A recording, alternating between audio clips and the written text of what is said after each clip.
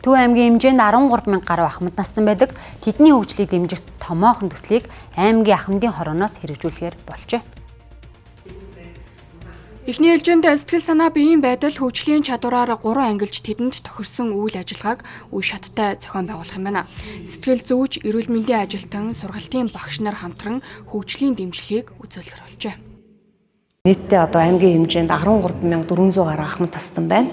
Тэгэхээр эдгээр ахмадтай хүрч үйлчлэх, ялангуяа тэр ахмадуудынхаа эрэлт хэрэгцээ шаардлаганд нь нийцсэн одоо цогц үйлчлэгийг хүргэх ийм зорилтыг бид нар хэрэгжүүлэхээр болж байгаа. Тэгэхээр энэ зорилтыг хэрэгжүүлэхийн тулд бид нар захим тендер зарлаад энэ үйлчлэгийг үзүүлэх одоо багийг сонгон шалгаруулсан. Тэгэхээр энэ багт бол манай аймгийн ахмадын хороо шалгараад энэхүү одоо ахмадад зориулсан цогц үйлчлэгийг бол хийхээр болж байна. Энэ төслийн зорилго ерөөс ахмадуудад бол цогц үйлчлэг үзүүлэх юм.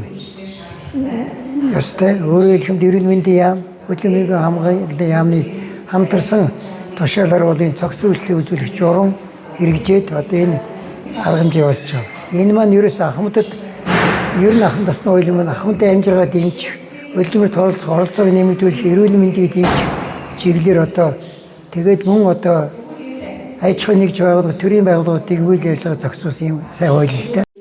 Ахмад наснуудыг нийгмээс тусгаарлаж үйл ажиллагаанд оролцуулахгүй явдал түгээмэл тохиолддог. За тэгвэл тэднийг өсвөл ажлын байранд зуучилж өгөх боломж нээгдэж байгаа гэлээ. За ганцхан эрүүл мэнд хөдөлгөөнөө дэмжих биш, цаашид сурах, хөгжих, нийгмийн харилцаанд орох боломжууд нь нээгдэж байна.